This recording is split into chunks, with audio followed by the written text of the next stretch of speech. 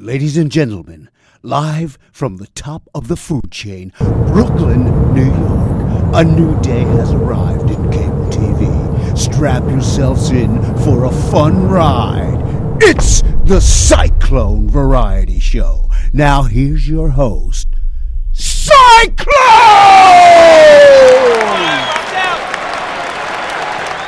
So everyone, where am I now? I am high above the world-famous Talladega Raceway. And through the magic of TV, I am talking to the newest member of Norm Bending Racing, Mr. Joey Gattina. Joey, thank you very, very much for joining us. Hey, thanks for having me, Jay. So, let me ask you right off the top. Being from Alabama, is it like mandated that you grow up having to be a NASCAR fan? Actually, no. It's mandated you're either in Alabama or in Auburn. That's college football. Racing, for some reason, we had a track here, BIR, which was our historical, little Friday night short track, Saturday night track. The city shut it down, and racing around here is actually few and far between. If you're a dirt guy, you can find a good bit to do. And asphalt, I think we've got 2 tracks left. Cool thing is they just put in a Autobahn go-kart track here, an indoor track. So hopefully that'll kind of turn some stuff around and get some younger people introduced to racing, and some guys that used to race, get them fired back up and get them back out to the racetrack. Now, who was your favorite guy growing up? Oh, man, it was kind of a list of who I didn't like, but, I guess Alan Swickey, Davey Allison, Earnhardt, Waltrip, go down the list. They all were influential one way or another in how they acted, how they drove, and who you wanted to be. So it's kind of a mixture of a lot of different people. Do you remember your very first ride? Yeah, I remember it well. I was 21 when I first started racing. It was kind of one of those deals where my family thought I was insane. My granddad was in racing in the 70s, and they did very well, but he had passed on, and so nobody in our family was involved in racing. So they said, if you want to do it, it's on you. You got to do it by yourself. So 21, matter of fact, on my birthday, we bought a car out of a junkyard. It was actually supposed to be a race car, but we went out to BLR and made our first start out there and had a lot of fun. Knocked the wall down and finished ninth. Not bad for a first time out. No, there's a lot more to the story. It's kind of funny, not knowing a lot about cars at the time, but we didn't have any brakes in the car, and they told me the reason why is because we weren't going fast enough for the vacuum to pick up. And I about took a guy's leg off loading the car on the trailer when we first got it, and then that's when they told me the theory. So we got to the racetrack, we went down to turn 1. We started outside the pole, went down to turn 1 with the lead of the race, and then went to apply the brake, and it went straight to the floor. And I realized that I was an idiot, and I believed what they told me, and just had to bounce off the wall, and I had to adjust my driving from there. But never touched a race car before, never been competitive in a race, and it just kind of came natural. I've known it all my life, obviously. So when I got out there, it wasn't news to me that I could go around in a circle pretty good. Now, do you have a favorite track, one that you just always love going to? Well, yeah, Talladega is by far for me. I've yet to go to Daytona. We're working some stuff out for next year to be there. But Talladega being here at my home, I just don't think it gets any better than that. I love that kind of racing. I love putting it on the floor and kind of playing the chess game on the racetrack. And plus, I've worked with Dale Jarrett at the racing school for about 9 years. So I've got a lot of time at that racetrack, and it's near and dear to my heart for sure. Now, how did you wind up getting the gig for Dale Jarrett? Well, I actually was working with another school out of Kansas, and then I was looking to kind of make a change to something more local, and we were at the Hall of Fame. I brought my 2 sons up to the Hall of Fame to kind of show them some history of racing, and saw one of their cards sitting there, and I decided to call them and was hired on the spot. So I kind of waited till the summer ended and it cooled off a little bit before I started working for them. But once I did, I was I was hooked. It's a great program up there, and I think since now Dale's no longer involved, but the school's still there. It's a racing adventure. I'm no longer participating anymore. I gave up the right seat after 9 years to kind of focus on driving them now instead of riding. Now, is that adventure anything like the Petty experience? Being biased, I want to say it's better. I don't know much about the Petty thing, but I know with us, as far as an instructor standpoint goes, I mean, our job is to push you as fast as we can. And like I said, we sit in the right seat with you. I think they started doing some right seat training or riding options for you, but Petty's more of a lead follow. We put 9 cars on the racetrack at one time. You're passing, getting past. Talladega, you're getting to sniff the draft a little bit, depending on where you are, different cars. So, I mean, as far as the bang for the buck, in my opinion, you cannot go wrong by being out in a group of cars and then having some of the best instructors sitting on your right seat that's been doing it for years. I wouldn't go anywhere else. Now, see, as a NASCAR fan my whole entire life, I got to tell you, it is on my bucket list to get behind and into one of these seats. But let me just ask, is it possible for someone as large as I am to actually get into one of these stock cars? Well, I don't know how large you are, but every race car that we have are size specific. So we do have, bigger cars for guys that are up there. They got bigger windows, bigger seats, and then we have cars down to 100-pound, 5, 6 people. So they're all size specific, and we've never had a situation where somebody wasn't able to get in the car and go live their dream either. Just to give you a reference point, figure Jimmy Spencer plus like 50. I got you. We could put you in a car with these. Or they could. I couldn't. Now, you personally, do you prefer riding on the asphalt or going dirt track? Well, if I don't have to clean the race car, I'd rather run dirt. Just because it's kind of something. When I first started racing, I started on asphalt, and I've always wanted to be the kind of person that could get in anything and go and be competitive. Dirt's always been something that when I first started, you go to the dirt track, and like, man, these guys are nuts. Why are they even doing this? And it was so intimidating. And when I went out and sat in my first dirt car, I was the slowest guy in the practice session. And then we came back the following weekend, and I won the heat and the feature in my first dirt race ever. So, I mean, I fell in love with it. We won 7 times in my rookie year running dirt. And, we didn't even come close to running that great on asphalt. But it's 2 different things. There's more of a rush, and obviously I feel like a little bit more of ability to drive a dirt car. But, I mean, I'd drive a shopping cart on ice. It really don't matter. But dirt would be the one I'd prefer. Now, being that the whole situation with the ARCA series, and now teaming up with a veteran like Norm Benning, how did that jump happen? Well, we had everything set up to race this year. Talladega and ARCA series was really excited.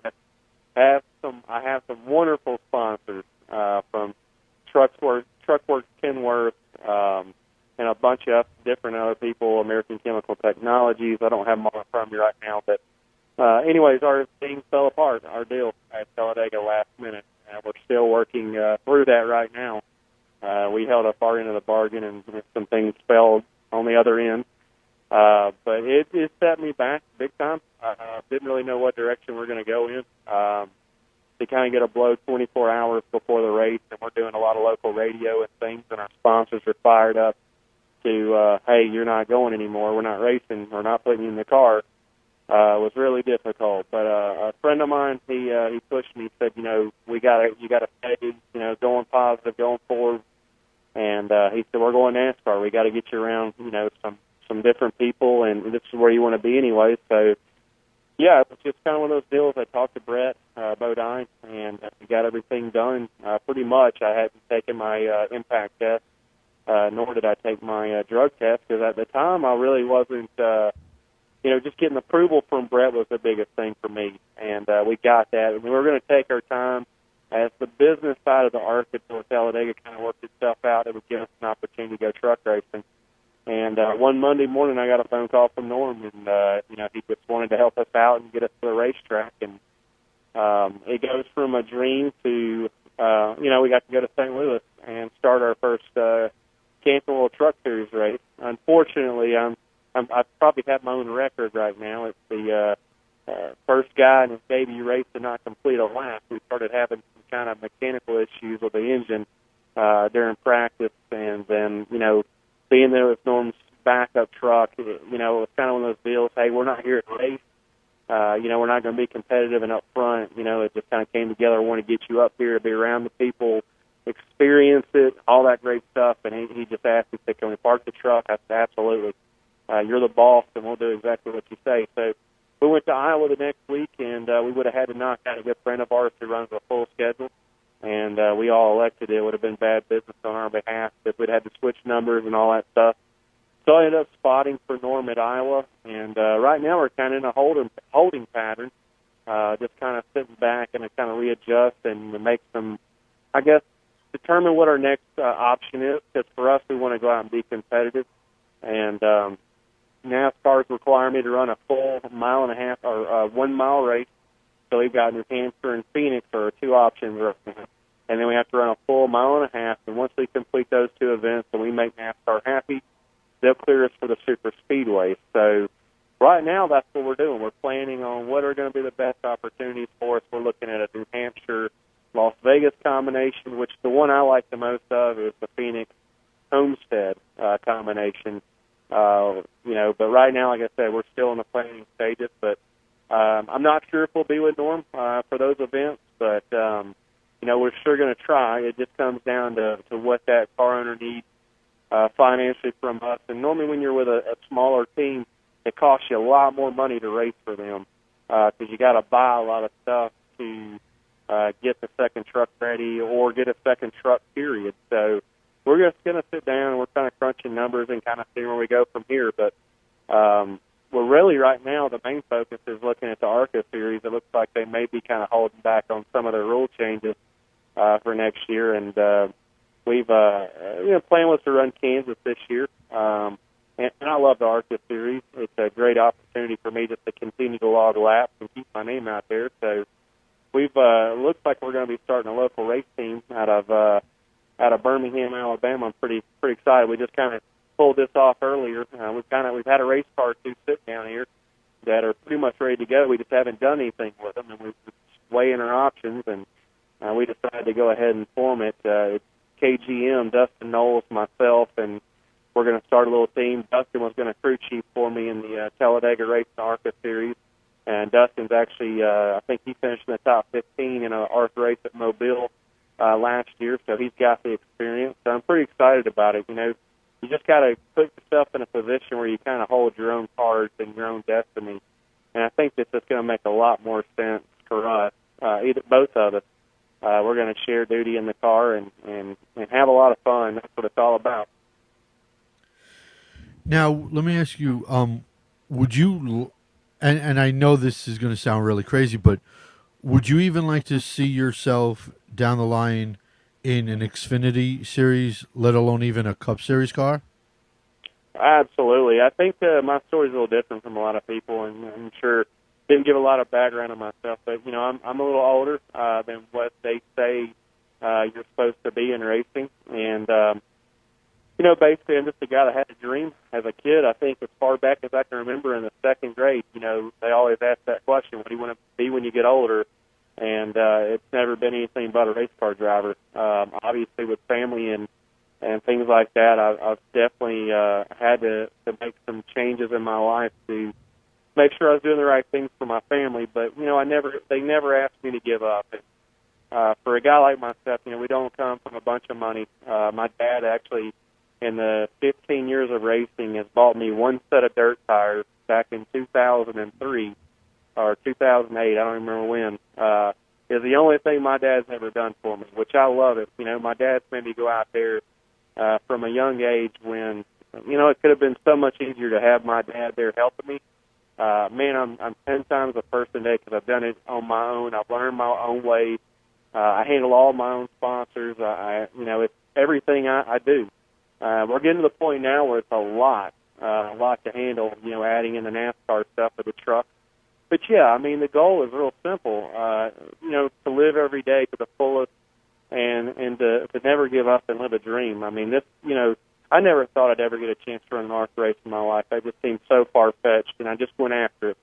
And the great people at Peterson Motorsports picked me up when I was down, and they put me in their race car. We did the Mobile race last year, did the ARCA test, and then we ran the full ARCA race for Talladega. And, those guys jump-started me for everything. So, yeah, I mean, it's kind of cool, with everything we got going on. Obviously, Xfinity would be wonderful, but if I could ever make it to doing one or two Cup starts before I call it a career life, I guess you'd say, that would just be the icing on the cake. And to show people, too, that it can be done. I tell a lot of people all the time, Harry Gant was a rookie in the NASCAR series at 40. Dale Jarrett was a NASCAR winner at the age of 35. Most of those guys hit their prime later in life, and I think that's why the stands were a little bit more full. If you remember back in the day, those guys were like family members to you. You respected them. Right. NASCAR was not built on teenagers. Never was and it never will. And until we get it back to where, you have the blue-collar guys that built the sport back driving these race cars, you're going to lose a lot of that. I mean, it's hard to respect somebody, and it's come out in the public where some of these drivers have called some of these kids out that's never worked a job a day in their life, and they're making millions of dollars. Well, that's tough for the guy up in the stands that's spending, he's saving month to month just to come watch you race. So it's changed a lot. I know we'll never get it back to the sport we all fell in love with as far as the drivers are concerned, but I definitely want to show that there's an option out there and that you still can make it no matter what. If you don't have any money, if you're too old, all the negatives they say you can't make it, I'm beating those odds right now, and I'm going to continue to beat them. Now, between the ARCA car, between the truck with Norm, is it their own engine and chassis package, or are you guys all getting from someone else? The ARCA car we have is an ex-Cunningham car, and I'm not really sure as far as what Norm's running right now chassis-wise. I was actually in the truck that he qualified fourth at Daytona in St. Louis, and I'm really not even sure what he's who he's running or what. Now you talked about sponsorship. Now working for a company like ACT, have they even jumped on board and said, we're going to back you? Absolutely, they've been here the whole way through. Them. Truckworks, Kenworth, Donut Joe's. I mean, we've got so much local support, and I mean, on top of that, we've got so many great fans out there that have got behind me. We don't have the most money, we don't have the biggest sponsors, but I tell you, if you don't have the people behind you, it doesn't matter what you got out there. And we do, man. I tell you, there's so many people that I'm getting so many great messages from. They see our struggles and the challenges that we have, and we overcome them every single time. That's what's so sweet about this. It's just a never give up attitude. And it's just, it's just me. It's just the way my family raised me, my parents. And also too, it's when you want something and you truly want something and truly love it, you'll do whatever it takes. It don't matter what it is. And that's what I've had to do. If it's driving the worst race car in town to be at the racetrack, I've done that. I've had to take the battery out of my truck to put in race cars just to race it. So I love the sport. I love the art of racing. I love climbing in the car. I love everything about it. It's been my life for now 36 years. So, and I think the next coolest part is, too, I've had a chance to live my life, make a lot of mistakes, and become the person I am today, which is great. And, now I'm kind of blossoming later in life and have these great opportunities. And I told my wife yesterday how much better it is to have it this way than to have had this at a young age, and then it's gone, and then you have the rest of your life to wish you would have done something different. Well, here we've got to live our life. We got to learn, and we're here today to still keep going at this age. I love it, man. I love all the challenges, the hurdles, everybody that's behind us, because like I said, this is all just a dream. Just so blessed to have the opportunity to even be on the talk to you guys, to be important enough for you guys to want to talk to us. So, it's just a special feeling, man. Well, is there an extreme difference between driving between a truck and a stock car? No, I don't. I didn't see anything. I've been, like I said, the racing school thing. I know, yes, we're not running those speeds or nothing that competition is running at, but as far as the seat time and stuff, I kind of got a feel of the stock car pretty well after 9 years of being in one every weekend for 500, 500 to 1,000 miles a day. So yeah, but I really didn't see much difference in them. And again, I would like to kind of re-answer that question as I get to some different tracks and the aero and things like that, because I didn't get to experience a lot of aero at St. Louis, obviously. But, going to a mile and a half or something like that, I'm sure it's a great big difference. But right now I can't really give an educated, kind of answer to that one. Now, for someone that gets behind the wheel, how hard is it to stay focused during, like, a long green flag run?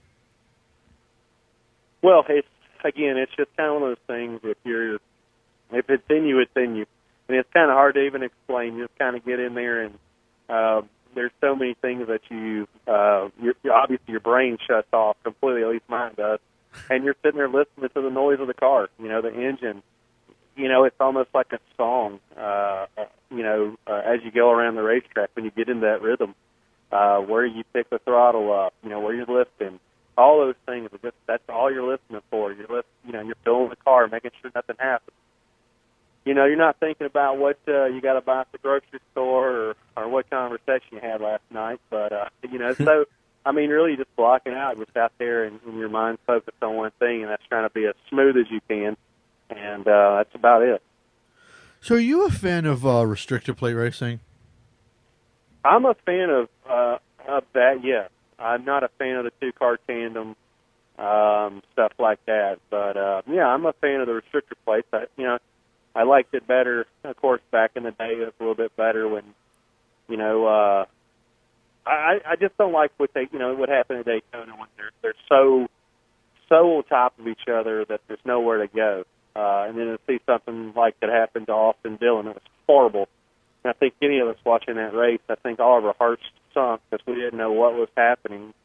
But I love the I love the draft. I love the speed. We all second guess it, not questioning when things like that happen. It's just part of it, I guess. Now, NASCAR's obviously made a quantum jump since Dale passing away. But would you say that there can even be even more improvements made? Well, that's the great thing about NASCAR. Today, they're more proactive, obviously, and it costs a lot of money to be proactive in anything you do. But it's like they're on top of everything. You look at what happened in that wreck, and that Austin was able to walk away. That just shows you what NASCAR does, safety-wise. That was one of the worst wrecks I think I've ever seen in my life. And Austin gets out and waves to the crowd and not even a limp. So, the next thing is I think NASCAR's got a really good handle on the cars and the drivers, but I don't think they're going to stop with that. But I think their next thing is obviously the track and the fans. I think that's something that we've got the drivers where, if you can take a hit like that and walk away, but you got to find a way to keep the fans from getting injured when the cars get up in the air. Kind of part of it, unfortunately. But I heard they're looking at some meshing, some different things, and I'm sure next year they'll have that out there, and hopefully, people will go to the racetrack and not have to worry about things like that. Now, how hard would you say it is to put together a really good crew? Oh, luckily I don't have that problem yet. But I'm sure it is it's a major issue. It goes back to the budget of your race team, what you can afford. Loyalty, that's another thing. So, a team put together. But ours is probably going to be mostly a bunch of local guys that have limited experience. But we'll put them a gun in the hand, start changing tires, and doing pit practice down here before we get ready to go. So, yeah, I mean, it's asking a lot too, because at this level, nobody's getting paid to do this for a living. So you got to work a normal job. You've got family, I'm sure, at the house, and then you got to take time away to go to the racetrack, and you're gone for multiple days. So, yeah, I mean, it's extremely difficult to find those people that are just gun-ho, just like you are, and to live out their dream, whether it be just, hey, I just want to work on pit road, or I want to be a tire guy, or drive a race car, all that stuff. It's all a lot of dedication, no matter what. I think I remember hearing not too long ago that Hendrick Motorsports was trying out some ex-NFL guys for their crews. So just maybe, any Alabama football players laying around, just Absolutely. Went to school with quite a few of those guys at Pelham High School, so we might could drag those guys out there. But, yeah, I mean, you're looking for any advantage you can, and obviously those guys are in wonderful shape, and they can jump and adapt really fast to helping your situation out. So that's definitely something we will be looking at. And that goes back to the part of dedication too. Is is your buddy going to get off the couch to come help you? And is he going to be motivated when he gets there? So that's a lot. You just got to find the chemistry and stuff. And honestly, with Hendrick, they obviously can have whoever they want, which is awesome. I'm so looking forward to this, just on our level, what we got to do to convince or con our friends into coming out and changing tires for us. So it's going to be a lot of fun. Do you think that there's one job on a crew tougher than the next? Now, I know a crew chief, takes all the heat, but is there one specific job you think is slightly tougher than the rest? I tell you, man, just an honest answer for myself, and it's the kind of person I am. I think it's a team effort. So I wouldn't say one job is harder than the other. Whether you're driving the car, making the calls, changing the tires, putting fuel in the car, you all have the same job, and that's to perform at 100%. So when things happen, obviously it affects the entire team. So you win as a team, lose as a team, and bottom line, like I said, I don't think anybody's any different from anyone. Maybe pay-wise, but other than that, you're all on the same page. Now, being a spotter for the very first time, how much of a different perspective did that give you? It just made me not want to come back to the racetrack and spot again. Maybe motivated to come back and be back in a race car, but it was a lot of fun. I got to say, it was everything I thought it could be. I really enjoyed it and would do it again. But like I said, I don't go to the racetrack at all anymore, and I've never been one of those guys that can just go to the racetrack. Other than if it's Talladega, we go up and camp out. We have the same group we go with every year. But that's the only race I actually can go to and enjoy. Any other race, dirt racing, asphalt, local, doesn't matter what it is. I have a really hard time going. And I know it's selfish, but I miss out on a lot of friends out there racing. I know Dustin Knowles, my good friend's been doing a lot of racing here lately, and I've not been on the track with him. But like I said, it's just kind of one of those deals. It's so hard to go and watch these guys out there doing it and enjoy yourself. It's something I've never been able to do. Now, do you find that there's a difference between driving on track and driving your own personal car? The biggest thing is no different on the racetrack. You're watching your mirrors and you're looking around you. So I think it's such an advantage, obviously, because you're dodging. I guess you have to race a little bit more, or drive a little bit more defensive on the road. But I've just gotten to the point now where I do this. I don't want to pay for speeding tickets, so I do 5 miles in the speed limit. Just kind of watch around me, and you hit a couple of curvy roads somewhere, and it doesn't matter what you're driving, you still get that little urge to mash the gas a little bit when you're not supposed to. But that part will never go away from you.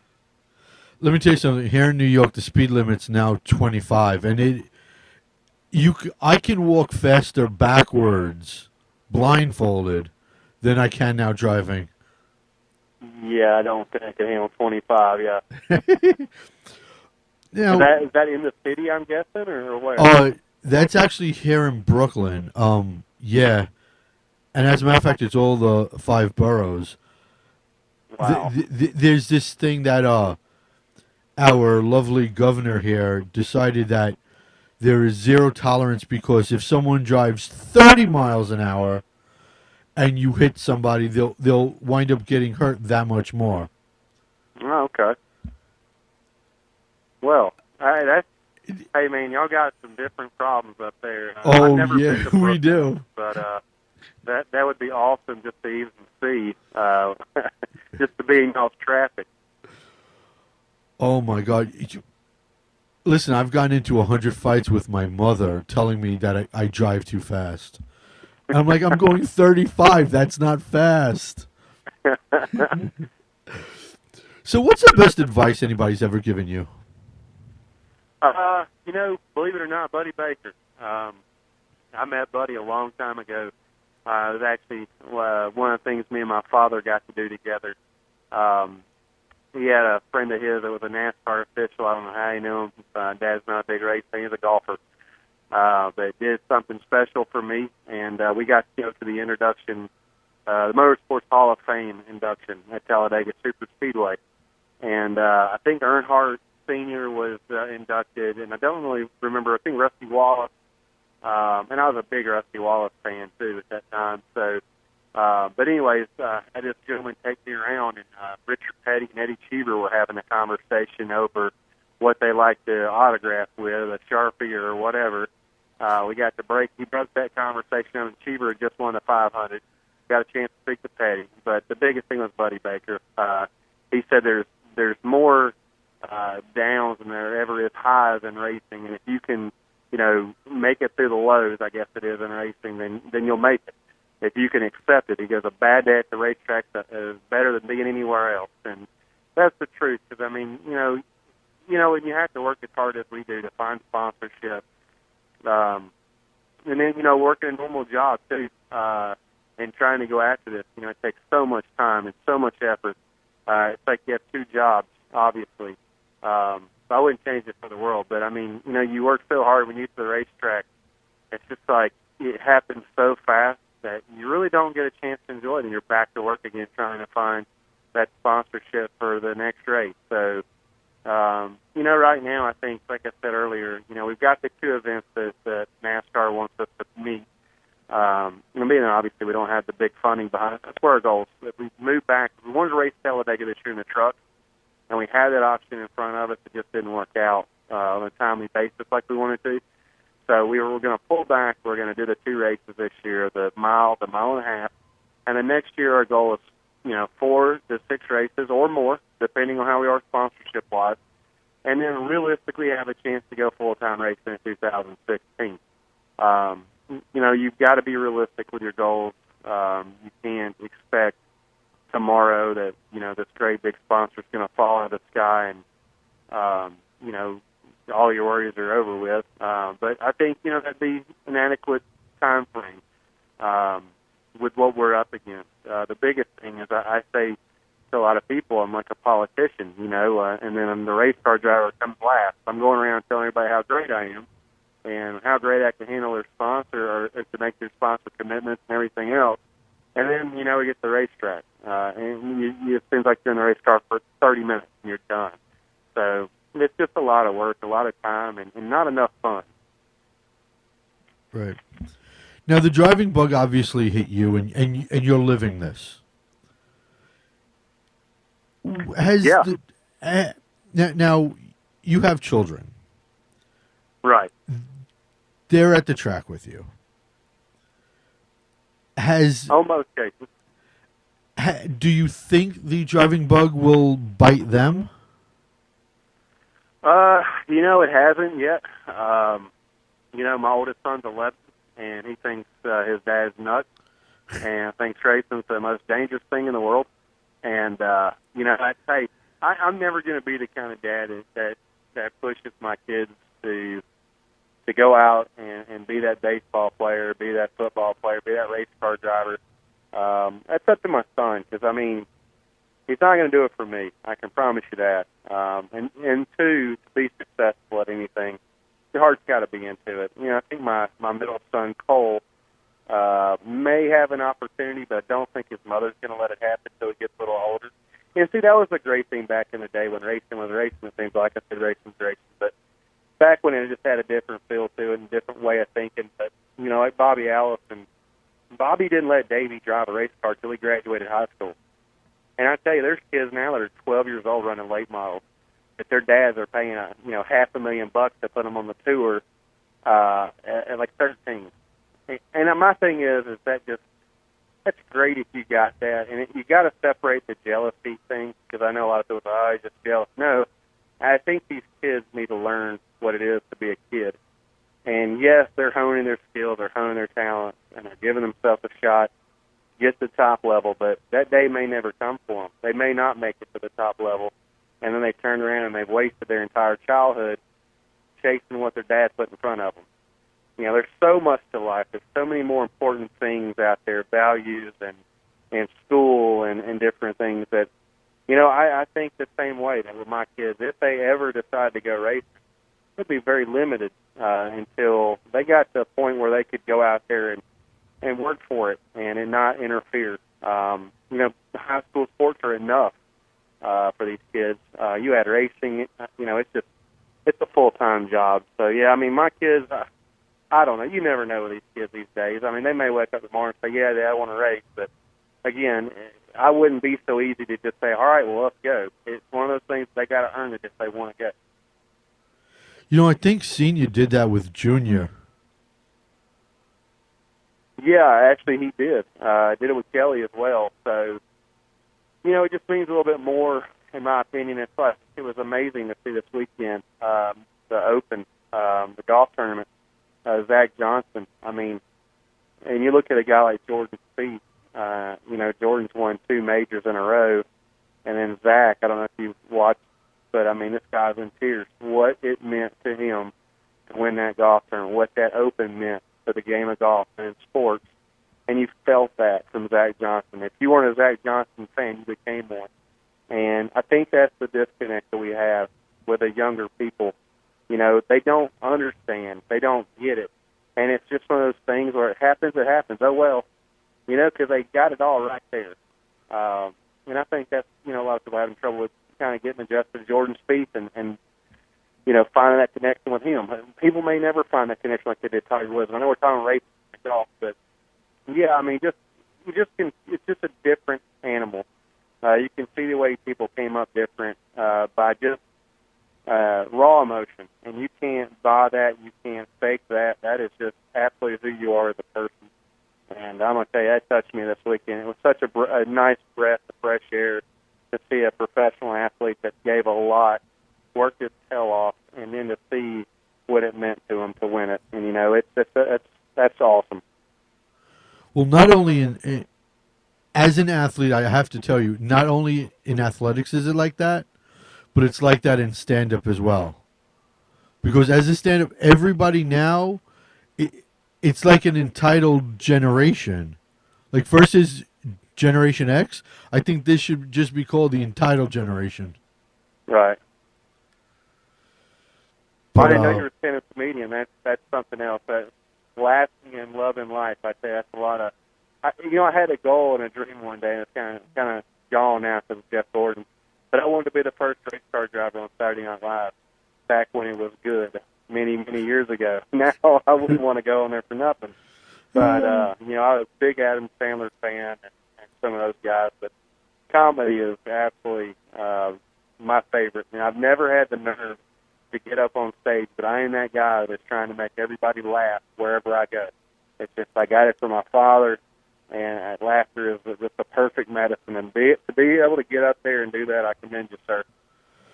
I'll tell you what, anytime you want to switch,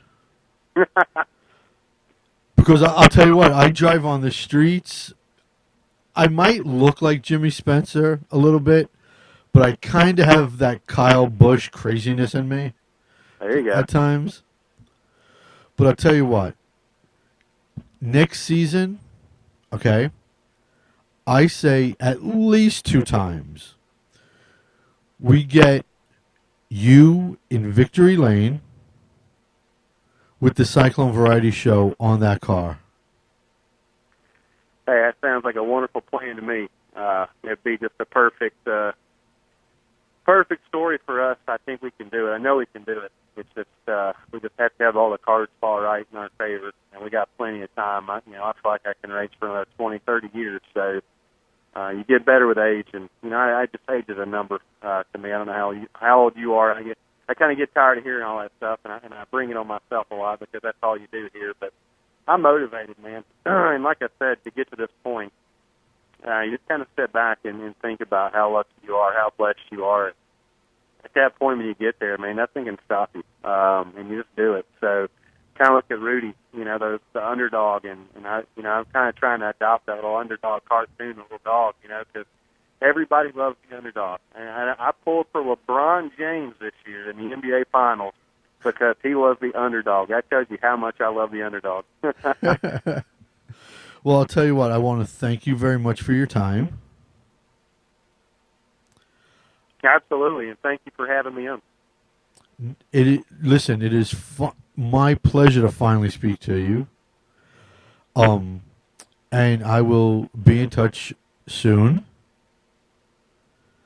And we'll get this going for next season. Hey, sounds like a plan. And anybody out there, all you New Yorkers, hey, I'm Italian, so I didn't mention that. Italian, lives in Alabama, but you can follow us on Facebook right now. Last name is Gattina, Gattina, if that's not Italian. Joey Gattina Motorsports is our fan site right now on Facebook, and then you can. We don't have our website up yet. That's something we're working on right now. But that's where all of our information is. As far as our racing and what our next race is going to be, our sponsors, and all that good stuff. So definitely check us out. Thank y'all very much. I hope y'all have a great season with the new show coming up. Congratulations to you, sir. And we'll talk to you very soon. All right, cool. Absolutely. Thank you, guys. All right, thank you very much for your time. All right, buddy. Bye. All right, bye. Oh, hey, everyone.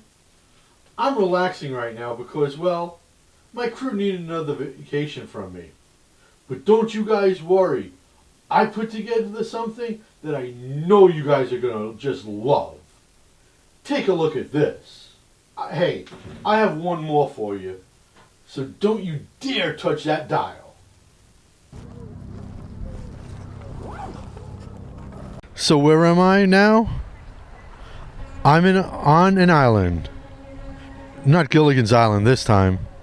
Close though. I'm on Staten Island. And with me is a very talented guy, Danny Reimer. Danny, why don't you tell us about your absolute incredible talent? I just learned how to do it by showing my daughter how to burn leaves in the backyard with a magnifying glass, ants, leaves, just like we did when we were kids. And I was using a telescope lens, and it was burning really quick. I pulled out a piece of wood and I burnt her name into it, and the rest is history. I started doing just pictures and portraits and whatever. So you weren't like one of those kids that decided to take a magnifying glass and burn ants, were you? No, actually I never did. Maybe paper, but no. I didn't like to kill any ants, no reason to. Maybe one or two. So once you realized you were able to do this, and you started doing it on wood, have you found that there's a different type of wood that's either easier to deal with or worse to deal with? Yeah, I use more like a layered plywood, something with no knots, a dry wood. If I use a wood with sap, the sap draws to the top with the heat, and you can't use it. So what I learned is just a basic sheeted layered plywood, and that's fine, depending on the diameter of it. Now, have you tried any other materials besides wood? No, just stuck with wood. Just trying to perfect what I'm doing. No one taught me. I'm teaching myself as I go. So, how hard has it been for you to avoiding shadows and stuff like that? Basically, I'm at the mercy of Mother Nature. Really, if the clouds are out, studio's closed. It's as simple as that. If I got sun, I could work all day with it. And that's it. Really, it's just solar. That's it. I call it solar art. Now, here's the thing. angled like this is one thing, but if you're angled, I could imagine a little bit slightly different. Being out in the sun, I know for me, I sweat like a pig. Yes. So, do you ever wind up like sweating on any projects? Oh yeah, sometimes I'll put a towel or a piece of paper over it where my forearms don't, sweat on there and damage the piece itself. That's about it. But I do sweat a lot. There's no doubt about it. Have you found that this is like therapeutic or even relaxing for you? Absolutely, absolutely. I tell people it's not really hard to do, but you got to have a crazy amount of patience.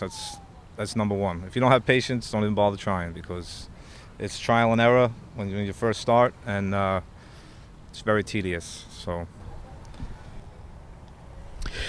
have you ever thought about maybe possibly showing others how to do it and actually teaching people how to do it? absolutely. One of my goals would be to actually make an art kit where everybody could do it. It's very simple. You get a piece of wood, a magnifying glass, and you're in. That's it. It's basically like tattooing. That's how I explain it to people, because they really don't understand it when I tell them. So it's just like tattooing wood. You make a stencil, put it on the wood, and you burn it right in. That's how it is. You put the roots of it in there, and then you just create as you go.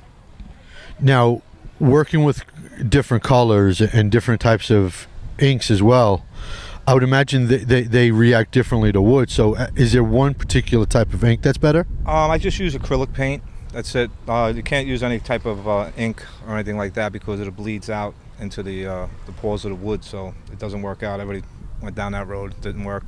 But acrylic paint, if I usually don't use a lot of color, but sometimes it calls for it, depending on the piece that's consigned to me, and I just go from there. It's just so as I go, it's a gut thing. Should I use it or should I not? Many times people are like, oh, don't do that, but once they see the finished product, they're like, oh, okay, now I understand. Never mess with an artist's mind. Speaking of that, how many friends of yours have bugged you to do pieces for them? I'd say at least 3 dozen of them, at least I did so far. Pieces, portraits, kids, whatever their kids are into, whatever they're into, adults, men, women. I did about 6 different anniversary gifts, husbands to wives. They made 3 women cry with the gift, so it's pretty impressive when you make something and the person you give it to starts crying because they like it that much, Usually when girls cry, it's because of me, not because of gifts. So is there a project that you're working on right now that's absolutely you're falling for? Right this moment, no. I got a few projects. I got like 6 or 7 pieces at home that I'm in the middle of doing. Like, I'll get fed up. Like if I'm painting and I just don't feel like painting that day, I'll put it to the side and I'll go back to it when I can. Right now it's a little slow. Really, I haven't been out there getting it out to everybody. I try, but people don't understand over the internet. They just see it as it's a drawing. They don't. It's hard to explain it to them. I've had people hold the wood in their hand and not understand what I'm doing right in front of me. And I'll tell you what, straight up, as I am living proof, up close, this is insane. This is a talent. Because my hands, I shake like a chicken. Have you ever thought maybe like being a surgeon with having a steady hand like that? No, I don't. I actually myself, to be honest with you, I don't have a steady hand. Really? I got my best friend Frankie tells me all the time. He's like, I don't know how you do it. You shake more than anybody I've ever seen, but when I do this, it just comes out. I guess it just soothes me, So, I gotta ask. Bigger is always easier. Bigger is better, except in the case of me.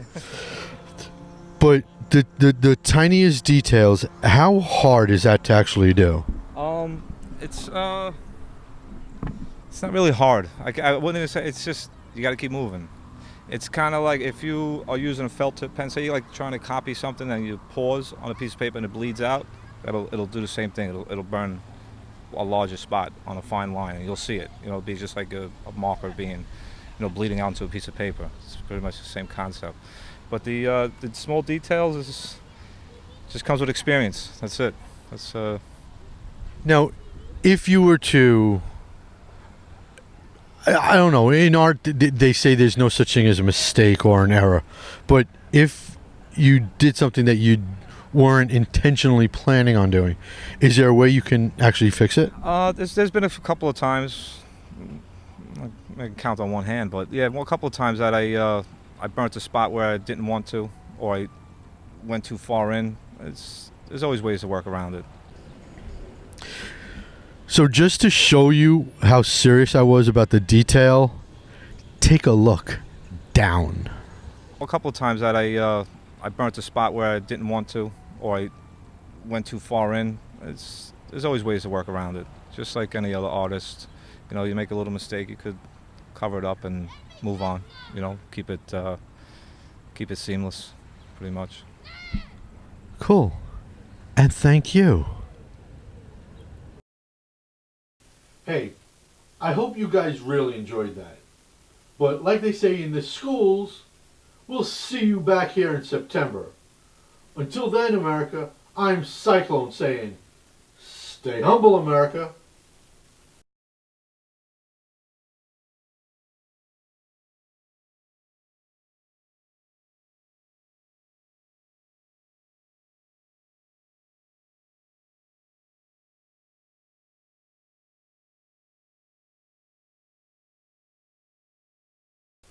Hey, come on, seriously, someone open up the door. I'm claustrophobic, and I'm the star of the show. You guys can't do the show without me. Someone, come on, open up the door!